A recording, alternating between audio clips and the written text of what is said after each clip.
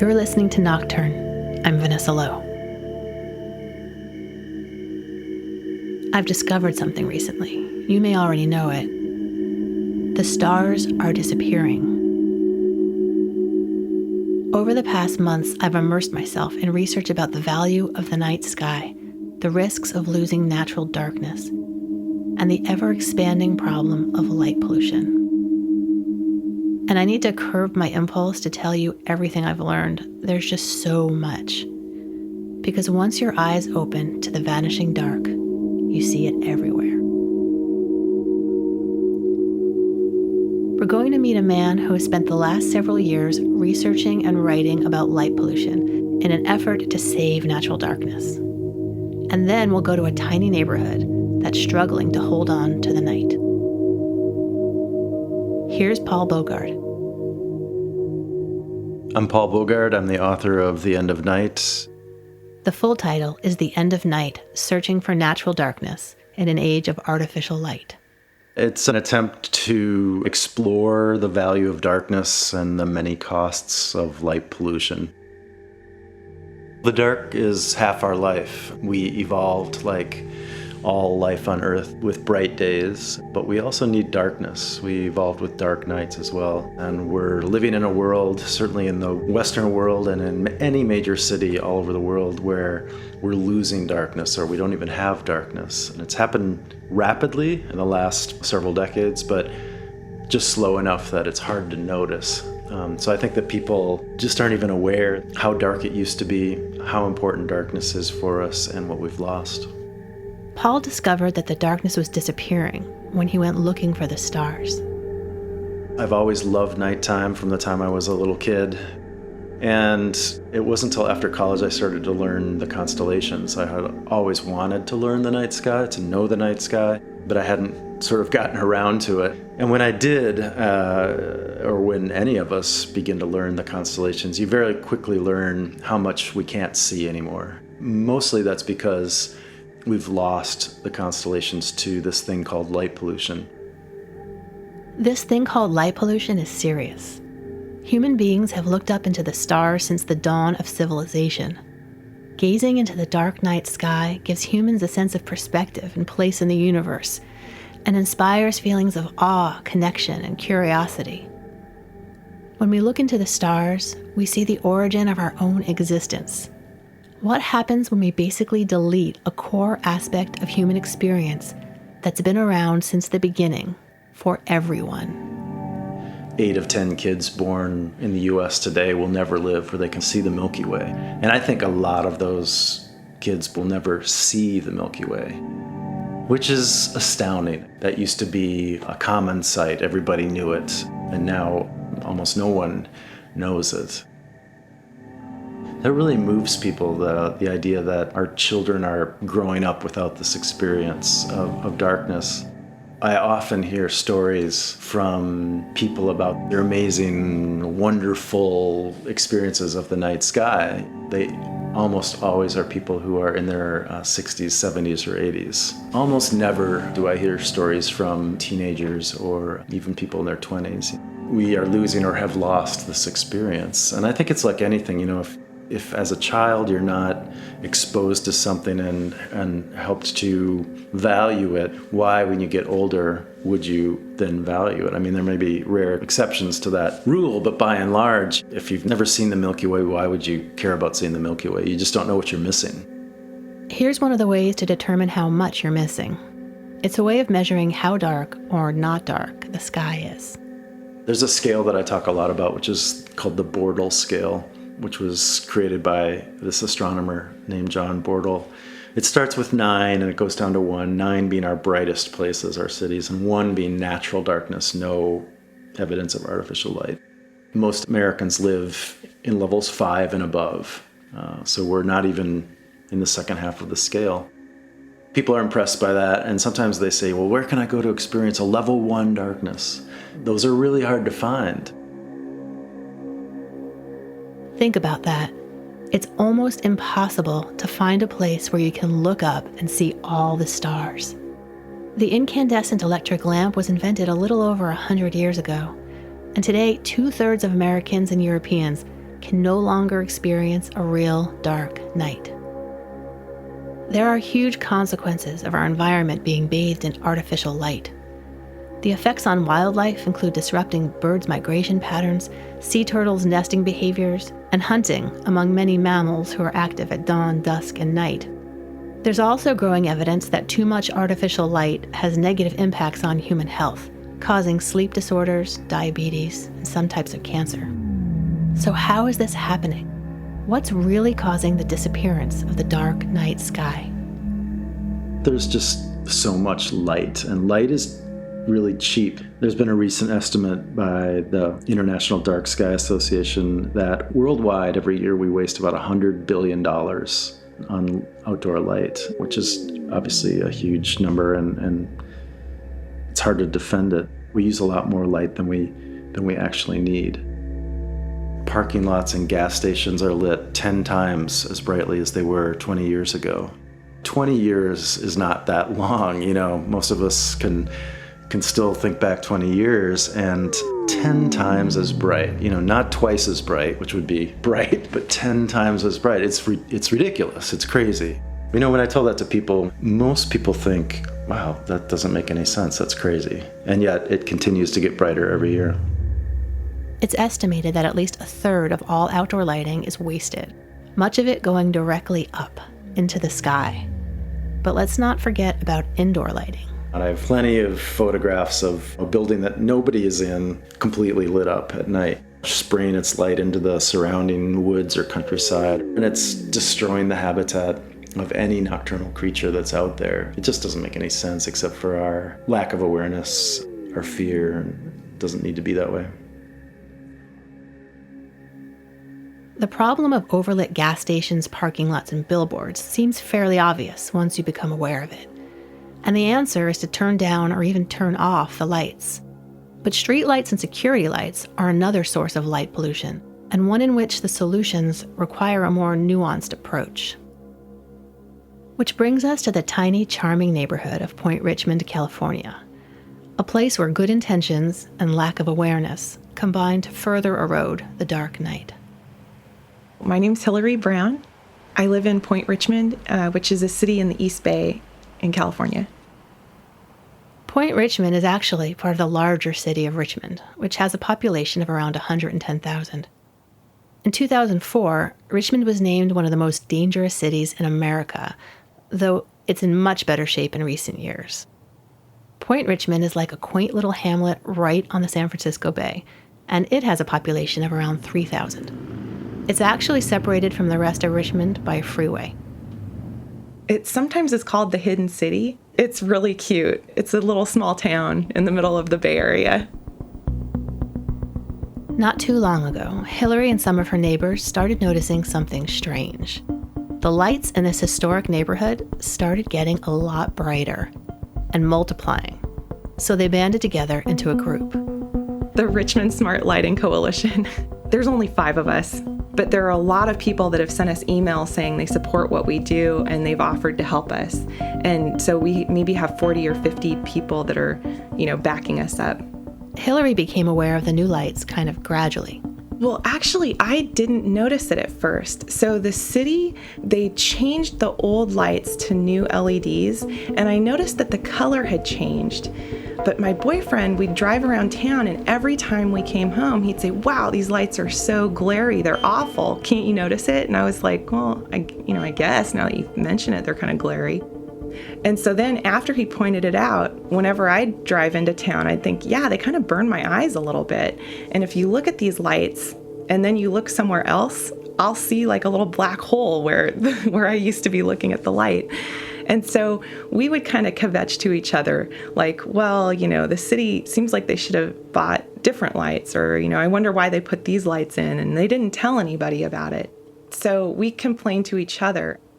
And then there's a neighborhood website where people will post things.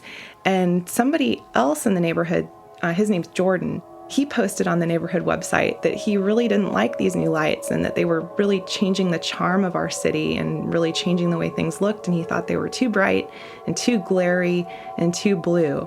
And he wanted to know if anybody else felt the same way. Well, a bunch of other people responded and said they felt the same way. They didn't like the lights and they thought they were awful. So people in the neighborhood started talking about the lights, and then we all started doing a little bit of research about how did we end up with these particular lights, and are there different lights we could have gotten, and why is it necessary to get lights?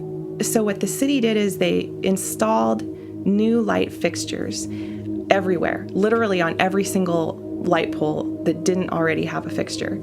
So the old light fixtures were high pressure sodium. They're the kind of orange colored, they kind of look like orange sherbet to me a little bit.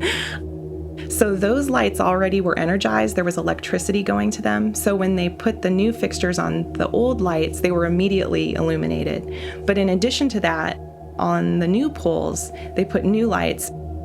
And the old high pressure sodium lights, they're such an unnatural orange color that our eyes aren't that sensitive to them. But the new lights, they're so much closer in color to moonlight, so our eyes have evolved to be sensitive to them. So even though it might be the same amount of light that's leaving the fixture, it seems to us, to our human eyes, that it's much, much brighter. You might be thinking, how much brighter could it really be? To me, it feels like a parking lot. But other people said they felt like they were at the Oakland airport. Somebody said it felt like the Gulag. Somebody else said it was like Disneyland. Somebody else said they had recently moved from LA and it reminded her of a movie set, like the super bright lights that you have to have when they're filming. And the effect isn't limited to a light pole right outside someone's front door. It tends to be lights that are behind your house, a street over, maybe 2 streets over. And because it's hilly, the light travels really far down the hill. The president of our neighborhood council, she said that they put a street light in front of her house, and the hill is so steep that the light shines down through her garden and into her guest bedroom. And she said the first night that it was on, she kept thinking she had left the bathroom light on. So she kept getting out of bed to go turn the light off. And, but she couldn't. It was the street light that was shining through the guest bedroom, across the hallway, and into her bedroom. Hillary and her neighbors did what many people in this situation would do. They started asking questions. Well, we started contacting the city. We were told that we were asking some questions that were making people uncomfortable, like how was this paid for? And, why did you decide to put the lights where you put them? And why do we have so many lights? And why do we have the color of lights that we have? We asked if they had done any environmental reviews. We asked, why did they do this? How did they come up with this plan? And the answers we got were not very satisfactory. The city of Richmond sent out a public survey in 2011. The 6th highest concern from 400 residents out of 110,000 people was improving streetlights. And so based on that, and based on a couple of comments that were made at city council meetings during the open forum period, some people said that a few streets were too dark and they wanted more streetlights. And so the city took that to mean we're going to add new streetlights. I think another part of the problem was that Richmond, like many, many other cities, don't have a lot of money.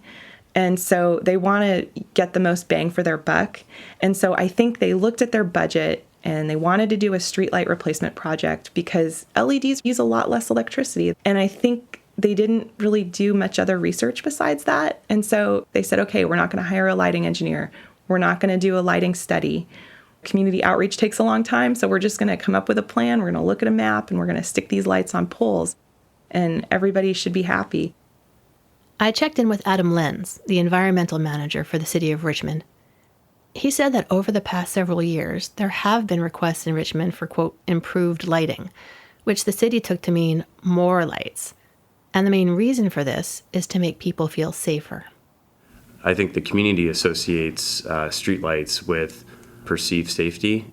Better street lighting makes folks feel more comfortable being out in the street at night. That's a big issue for Richmond, but not necessarily for Point Richmond. Point Richmond is a fairly wealthy neighborhood relative to the rest of Richmond, and we have petty crime. Point Richmond is fairly low crime. Our biggest problem seems to be car break-ins. There's been a lot of research about the relationship between lighting and crime, and there's no conclusive evidence that additional lighting reduces crime. And there's some evidence that additional lighting increases petty crime, which is the type of crime we have the most in Point Richmond. An example of this is the car break-ins Hillary mentioned, where criminals are able to see clearly inside cars and determine if there's good stuff inside to steal. The new lights in Point Richmond potentially diminished safety in another way, too.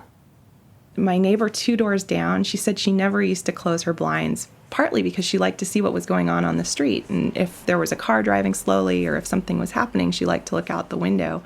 But she said the light shines right into her living room. She has a hutch with a glass door, and she said it reflects off the glass door and shines onto her TV.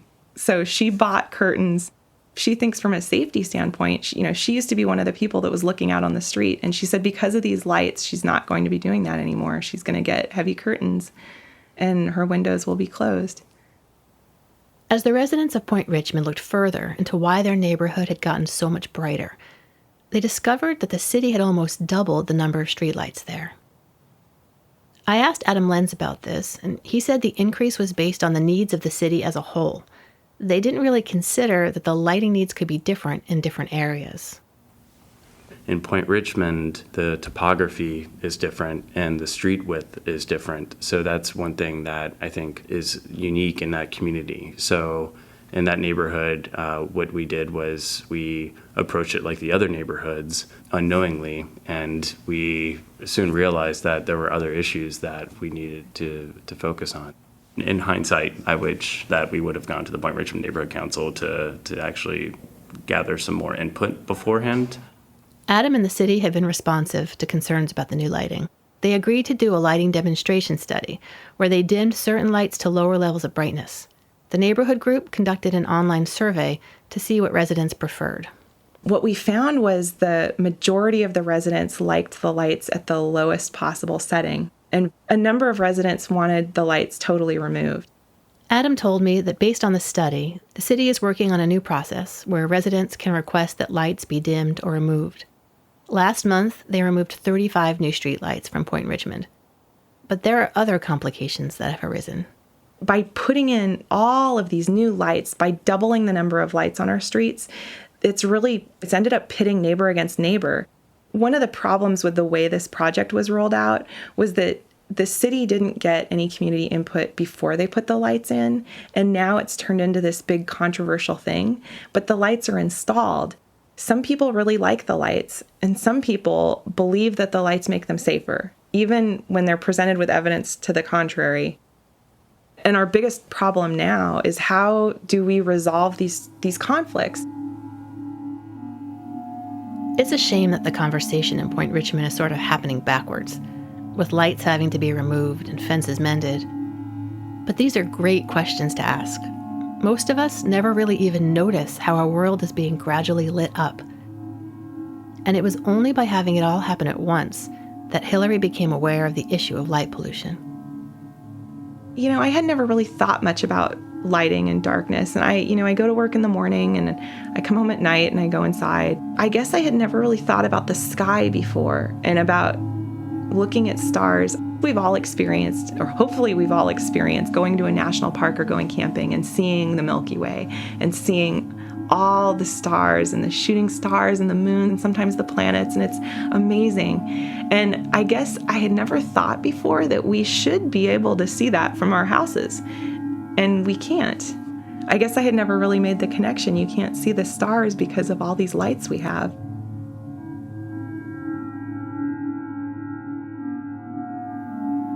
I'm just like Hillary. I didn't make the connection between not seeing the stars and all the lights all over the place. I grew up in New York City, and though I have been to some dark places, I've never seen the Milky Way.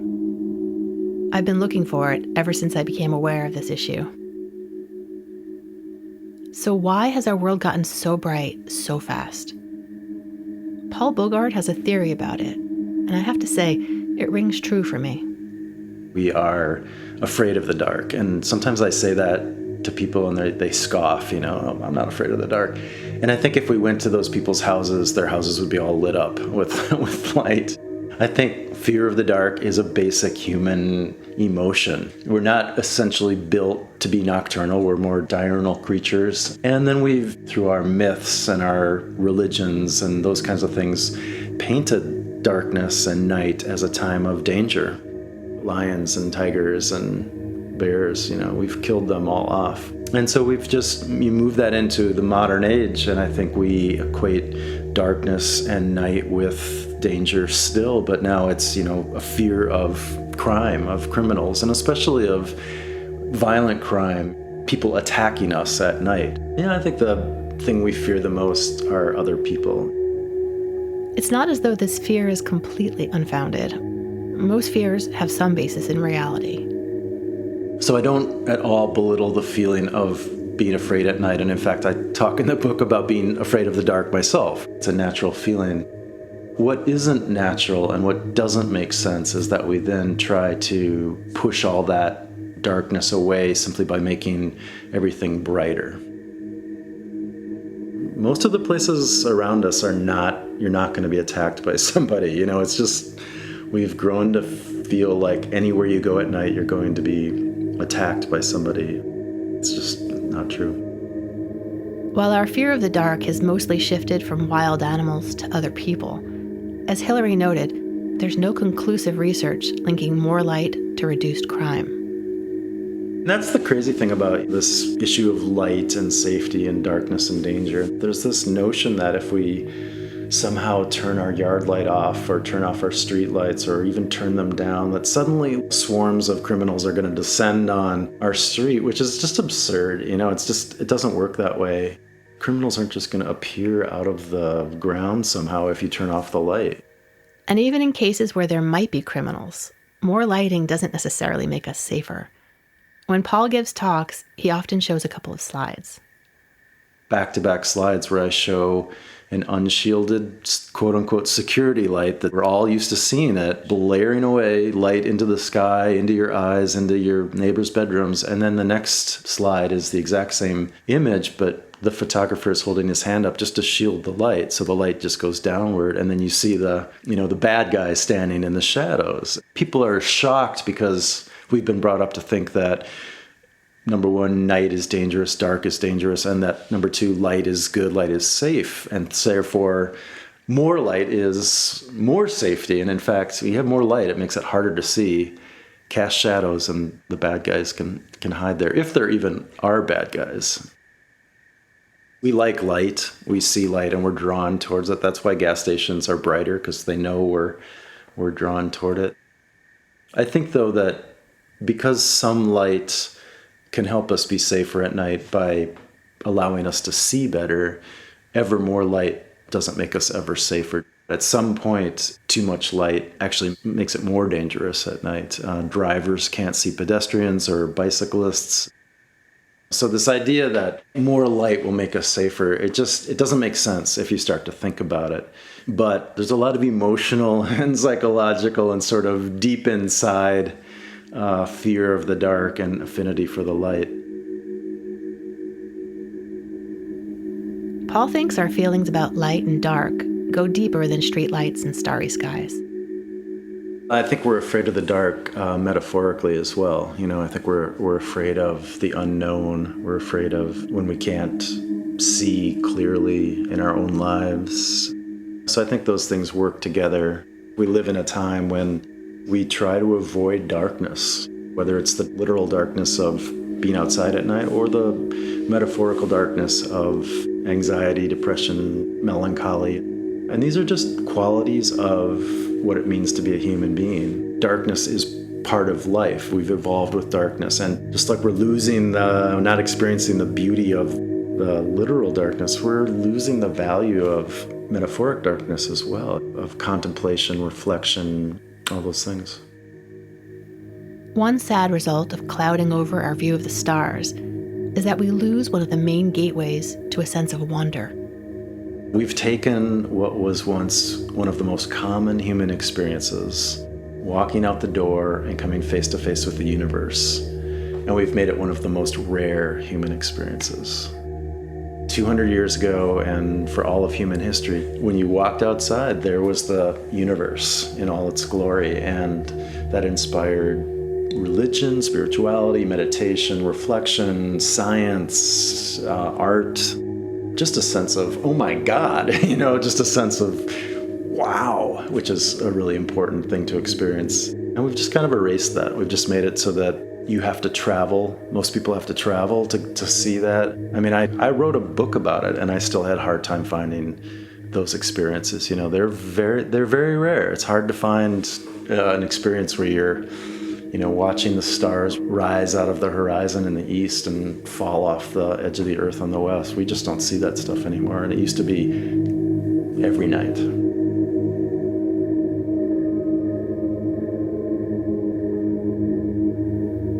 So here's the great thing about light pollution. It's not hard to fix it. If we shield lights and point them only where we need them, have them turn off when they're not needed, and choose light colors that interfere less with wildlife, we can have all the benefits of light and bring back our dark skies. The reality is that we're going to have light at night. Light at night is a pretty amazing thing.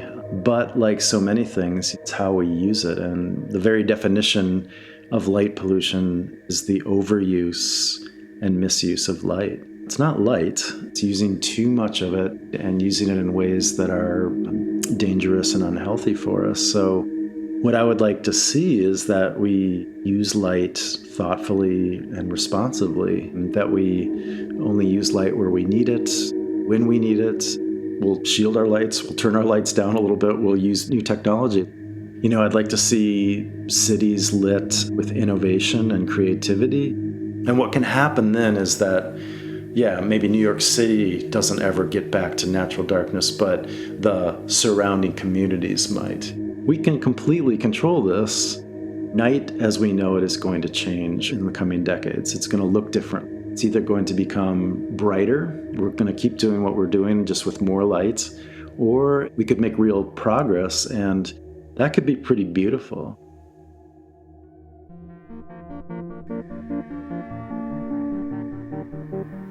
There are places all around the world that are already waking up and turning out the lights, or at least turning them down. New York City is turning off non-essential outdoor lights during peak bird migration periods. Small towns in Europe and the US are drafting outdoor lighting guidelines that emphasize quality of light over quantity. Places like Flagstaff in Tucson, Arizona, Copenhagen, Paris, Berlin, and Amsterdam are taking steps to bring back the dark. They're showing that it can be done and that we have a choice. We can have safety and convenience and reconnect to the ancient mystery and awe of the night sky. And like so many things, the first step is knowing what to ask for. I'd like to see the stars from my backyard. How about you? And if you're lucky enough to live in a place where the sky is still dark, go out tonight and look up and appreciate what you have. I'm Vanessa Lowe. Nocturne is produced by me and was created by myself and Kent Sparling, who also composed the theme music. You can find more information about the issue of light pollution at nocturnepodcast.org under this episode, The Vanishing Dark. We're on Facebook and Twitter at Nocturne Podcast. You can find Nocturne on iTunes, and if you've already rated us and written a review, thank you. It's so appreciated. If you haven't, please consider it. Nocturne is now part of an awesome podcast collective called The Herd. That's HEARD. We're a group of storytelling shows that have banded together to share creative resources and support each other. Please visit theherdradio.com to find out more. Rob McGinley-Myers is a member of The Herd, and he produces Anxious Machine, a show about how humans are affected by the things humans make. His latest episode is about the history of intoxication and how it played out in the life of one young woman. In the 1930s, a scientist named Albert Hofmann was experimenting with chemicals derived from a fungus found in tainted rye grain. He tested one of the chemicals on his experimental animals and said they became unusually animated. This was the drug Maggie took right before math class. Everything was fine during math class, and then by lunchtime, I was starting to trip. Check out Anxious Machine on iTunes and at theherdradio.com. Thanks for listening.